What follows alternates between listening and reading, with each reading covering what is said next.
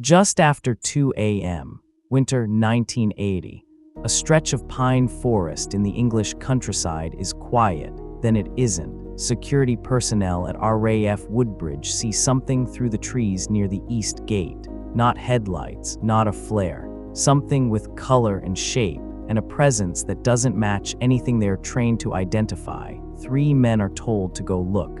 They are not tourists. They are not hikers who stumbled onto something strange on a walk. They are United States Air Force security police, stationed at a nuclear-capable NATO airbase during one of the tensest stretches of the Cold War.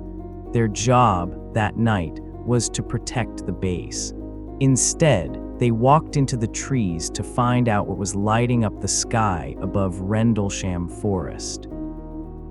What they reported next would take more than 40 years to fully surface, through a memo, a tape recording, a set of witness statements, and a government file that would eventually be released page by page to the public. Some of it is documented.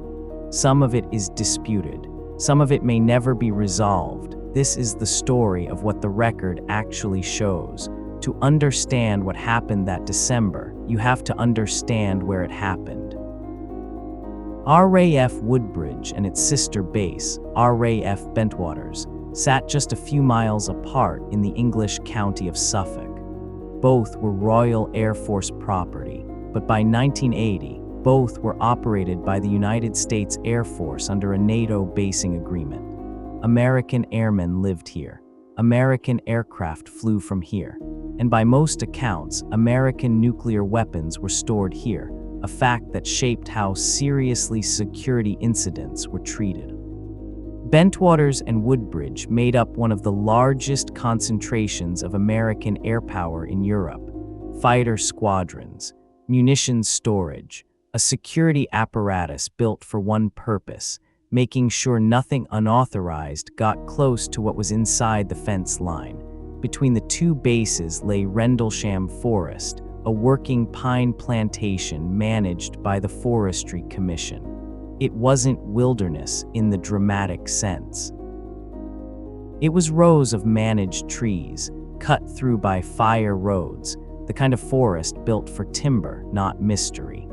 The east gate of Woodbridge opened almost directly onto it. That proximity mattered. A NATO security force guarding a nuclear-capable installation had a strip of dense woodland sitting right outside its perimeter, a place where lights or intrusions couldn't be watched from a tower. They had to be walked into. None of this proves anything about what was seen in the trees. But it explains why the response wasn't curiosity. It was procedure. Security personnel are trained to treat the unexplained as a potential threat first, and a mystery second. That distinction would define almost everything that happened next. In the early hours after Christmas 1980, security patrolmen at Woodbridge reported unusual lights descending into the forest near the east gate. The lights were described as bright and as appearing to come down among the trees rather than passing overhead. Believing an aircraft might have gone down, patrolmen were sent to investigate.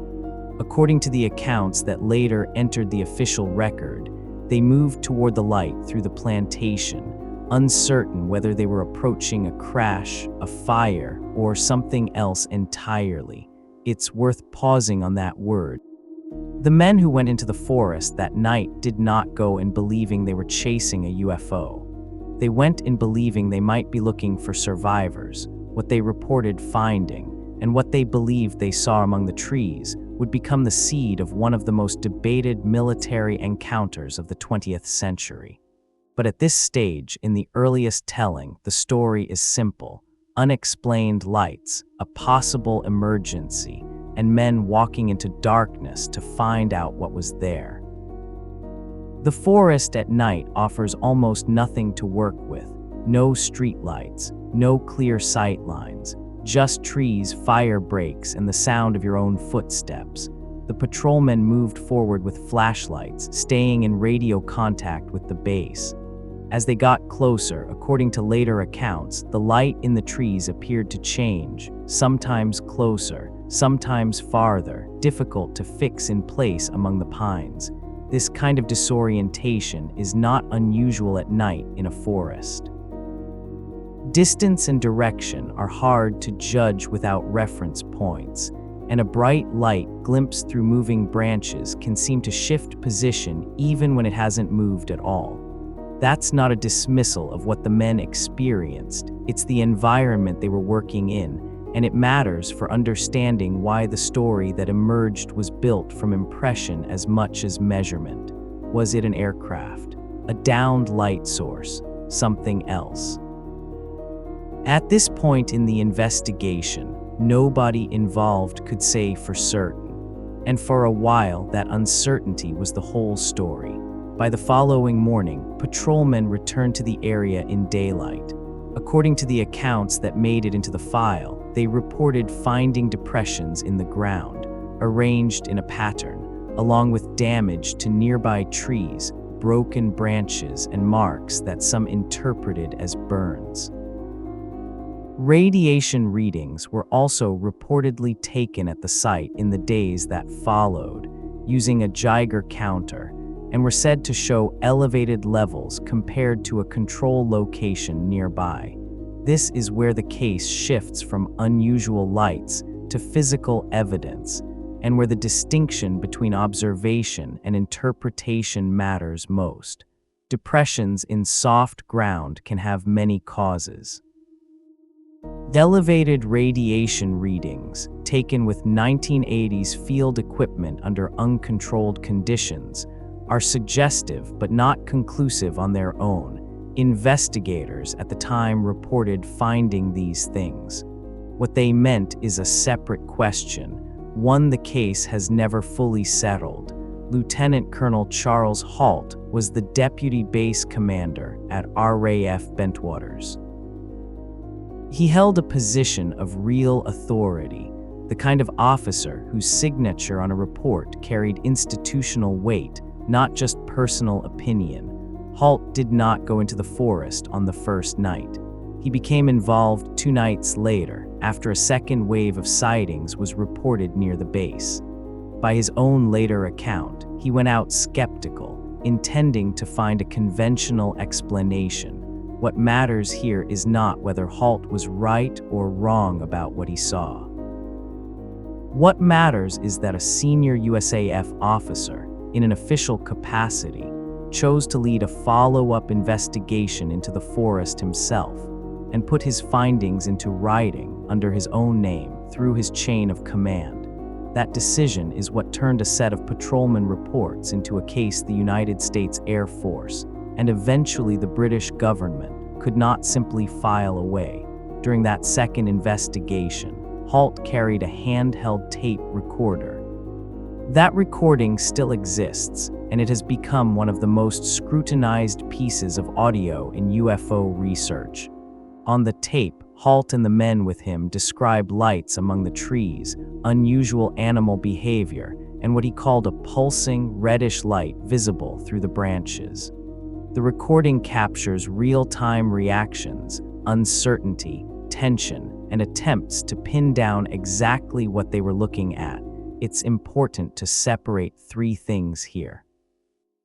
What Halt said on the tape is documented. The recording exists and can be heard. What Halt believed he was seeing is his interpretation, offered in the moment under stress in the dark. And what the tape actually proves about the physical cause of the lights is far more limited than either of those 2 things. The tape is evidence of what a team of trained officers experienced and said in real time. It is not, by itself, evidence of what caused it. Roughly 2 weeks after the events, Halt produced a written memorandum titled Unexplained Lights, addressed through defense channels to the Ministry of Defense in London. The memo summarized the 2 nights, the initial sighting, the reported ground traces, and the second investigation Halt personally led. It was a military document, factual in tone, describing what personnel reported without asserting an extraterrestrial explanation. That memo is arguably the single most important document in the entire case. It's the closest thing to an official, contemporaneous U.S. military acknowledgement that something unexplained had happened near a NATO installation. But an unexplained lights memo is not a confession of alien contact. It's a record of an incident that a base commander felt was serious enough to formally report, and that distinction has been blurred again and again in the decades since. Jim Penniston was one of the patrolmen involved in the first night's investigation. His original, contemporaneous account describes approaching a light source in the forest and observing an object before it moved off through the trees. Over the following decades, Penniston's public statements about that night grew considerably more detailed, including claims, introduced many years later, about physically touching the object and receiving information from it in a way he described as a kind of downloaded data. These later claims are not part of the 1980 contemporaneous record. They surfaced in interviews and books long after the event. That doesn't automatically make them false, but it does mean they belong in a different evidentiary category than what was reported at the time. Separating early testimony from later testimony isn't an attack on Penniston. It's a basic requirement of historical reconstruction, because memory, especially memory revisited publicly for 40 years, does not stay still. John Burroughs was another patrolman present during the first night's investigation, alongside Penniston.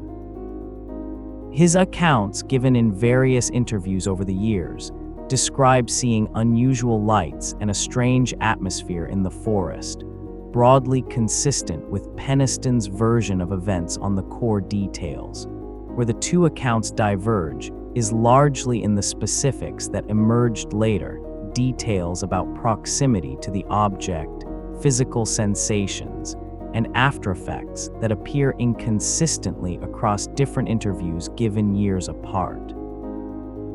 This isn't unusual for two people recalling a disorienting nighttime event decades later. It is, however, a problem for anyone trying to reconstruct a single, precise sequence of what physically happened. The overlapping core, lights, confusion, a forest at night is well attested. The finer details are considerably less stable. Radar has long been cited by researchers as potential corroborating evidence for Rendlesham. Claims have circulated for years that radar operators, either at nearby RAF stations or through NATO tracking systems, detected an unidentified target consistent with the forest sightings. The documented record is thinner than the popular claims suggest. Official files reviewed by researchers with access to the MOD archive have not produced a verified radar track tied conclusively to the specific nights and times in question. Radar detection and visual identification are two different kinds of evidence, and having one without the other doesn't disprove either. But it does mean the often repeated claim that radar confirmed the UFO goes beyond what the available documentation actually supports. The Ministry of Defense's involvement in Rendlesham was, by its own account, limited. Halt's memo was received, filed, and checked against RAF air defense radar logs. Officials reported finding nothing unusual on those logs for the relevant period. Based on that, the MOD's internal position, later reflected in a formal briefing prepared for a government minister, was that the incident held no defense significance. Officials also noted, pointedly, that Halt waited nearly 2 weeks to report a serious incident, and handled it through routine channels rather than urgent ones, and suggested this undercut the idea that anyone involved considered it a genuine national security threat at the time. This is a real position taken by real officials, documented in the files, not government spin invented for this script. It doesn't settle the case. But it does show that the institutional response was skepticism rooted in the absence of radar corroboration, not a cover-up rooted in the presence of evidence being hidden. Several non-extraterrestrial explanations have been proposed over the years. The most commonly cited is the Orford Ness Lighthouse, located a few miles from the forest on the Suffolk coast. Its rotating beam, seen through trees at night and filtered by branches and distance, has been proposed as a source for at least some of what was described as pulsing, colored light. A bright meteor or fireball has also been proposed as a trigger for the first night sighting, given descriptions of a light appearing to descend rapidly. Each explanation accounts for some elements of the case well. The lighthouse fits the recurring, rhythmic light described on the second night. A meteor fits an initial fast-moving light on the first. Neither explanation, on its own, comprehensively accounts for the ground traces, the radiation readings, or the sustained, close-range descriptions given by Halt's team. That gap is real, and honest treatments of the case acknowledge it rather than papering over it. Supporters of the extraterrestrial interpretation point to the convergence of multiple forms of evidence: a formal military memo, an audio recording made in real time, multiple independent witnesses, reported physical ground traces, and elevated radiation readings, all tied to a single, contained event near a sensitive military installation. Taken together, they argue, this is a stronger evidentiary package than almost any other UFO case on record. What it does not establish on its own is the extraterrestrial origin of the lights. Unidentified is not the same as alien. A memo describing something as unexplained is a record of military uncertainty, not proof of what filled that uncertainty. The evidence supports the claim that something happened that could not be conclusively identified. It does not, by itself, tell us what that something was. Every major witness in this case has given multiple interviews across across those decades, some details have grown, additional sensory impressions, additional certainty, additional specifics that were absent from the earliest accounts. This is a well-documented feature of human memory, not a unique flaw of the Rendlesham witnesses. Repeated recall of an emotionally significant event tends to sharpen some details and invent others, often without the person being aware it's happening. None of this means the witnesses are lying. It means that a 2020's interview and a 1981 written report are not the same category of evidence, even when they are describing the same night. Treating them as interchangeable is one of the most common ways this case gets distorted in both directions. Here's where the case actually stands, sorted by category rather than by narrative, documented. The Halt memo exists and was filed through official channels. Recorded, the Halt tape exists and captures real-time statements from that second investigation. Reported, patrolmen described unusual lights on the first night, and Halt's team described lights and animal disturbance on the second. Physically reported, ground depressions and elevated radiation readings were documented by investigators shortly afterward. Later recollection, some of the most extraordinary claims, including Peniston's account of touching the object, entered the record only decades after the event, disputed what the lights actually were and whether radar corroboration exists, speculative. Any conclusion that the source was extraterrestrial technology, Keeping these categories separate is the only honest way to discuss this case. The skeptical position does not require dismissing the witnesses as dishonest. It can accept every core fact, that lights were seen, that a memo was written, that a tape exists, that ground traces were reported, while still concluding the most probable explanation is a combination of misidentified light sources, particularly the lighthouse, compounded by a disorienting forest environment, and the psychological effects of searching for something unusual in the dark. That position has real strengths. It doesn't require inventing new technology, but it has a limitation too. It struggles to fully account for the specificity of the ground traces and the radiation readings, and for the sustained, close-range detail in Halt's real-time narration. An incomplete conventional explanation is still incomplete, even if it remains, on balance, more probable than the alternative. The story stayed relatively contained until 1983, when it was published in the tabloid press, more than 2 years after it happened.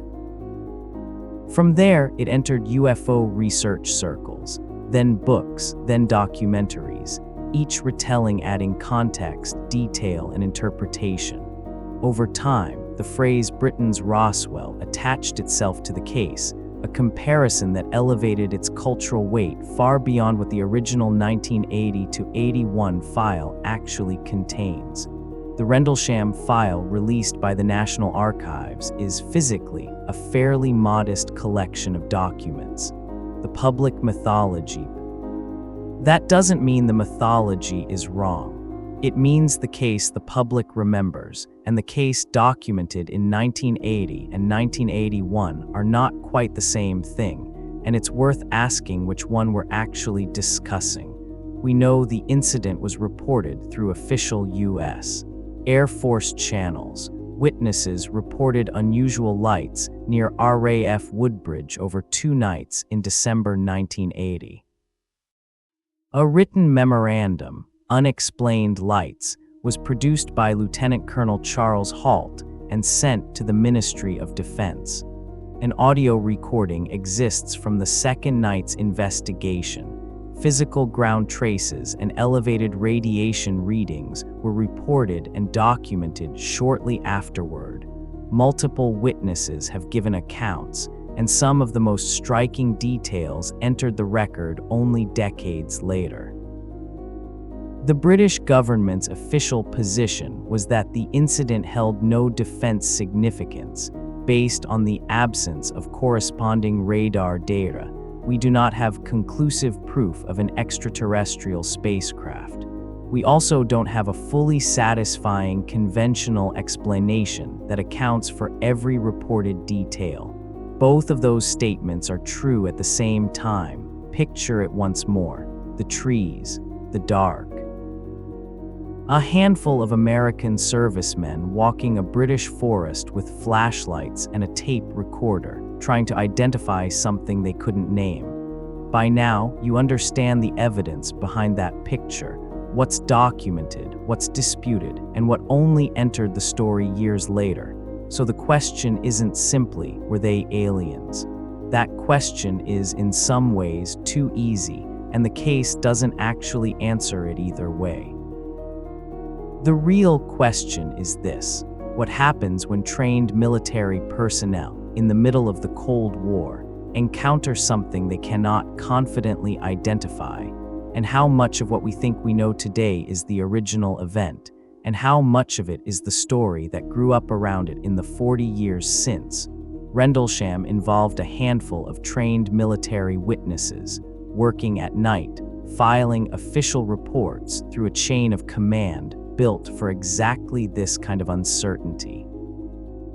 The next case in this series involves none of that. In 1994, in rural Zimbabwe, dozens of children at a single school reported witnessing something unexplained in broad daylight, with no military training, no chain of command, and no tape recorder running. What happens to an unexplained encounter when the witnesses are children? and the record has to be built entirely from what they said and drew in the days that followed. That's next.